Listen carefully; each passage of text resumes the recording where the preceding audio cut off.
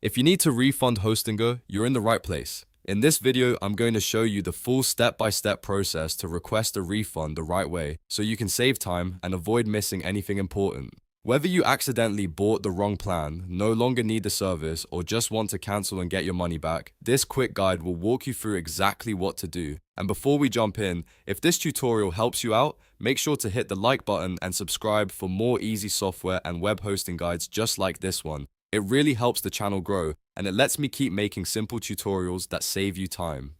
Alright, let's get started. First, log into your Hostinger account. You'll want to make sure you're signing into the correct account that has the service or invoice you want refunded. Once you're inside your dashboard, look for the billing area. From there, go to billing, then click payment history.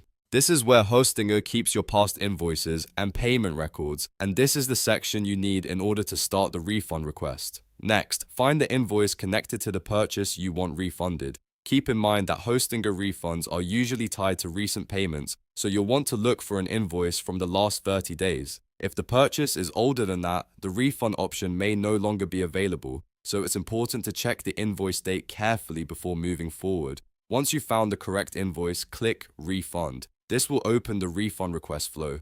Hostinger will usually ask you to choose the specific service you want refunded, so if you have more than one product or subscription, take a moment to select the right one. After that, click Next to continue. Now you'll be asked to choose your refund method. Depending on how you paid and what's available in your account, Hostinger may show you different options here.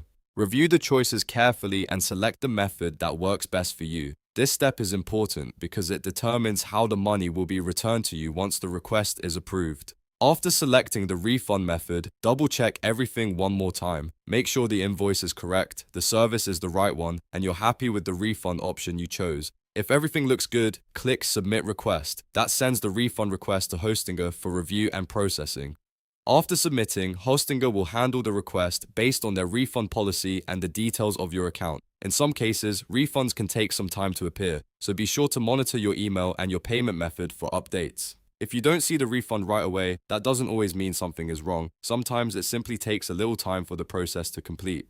A quick tip before you go, always review the cancellation and refund terms for your specific plan before requesting a refund, because not every service may qualify in the same way. Also, if you're unsure whether you picked the correct invoice, take a second to verify it before submitting. That small check can save you a lot of confusion later. So that's it. You've now learned how to refund Hostinger by logging in, opening billing and payment history, finding the right invoice, clicking refund, selecting the service, choosing the refund method, and submitting the request. If this video helped, please give it a thumbs up and subscribe for more step-by-step tutorials. And if you want, I can also make a follow-up video on how to cancel a Hostinger subscription or how to contact Hostinger support for a refund faster.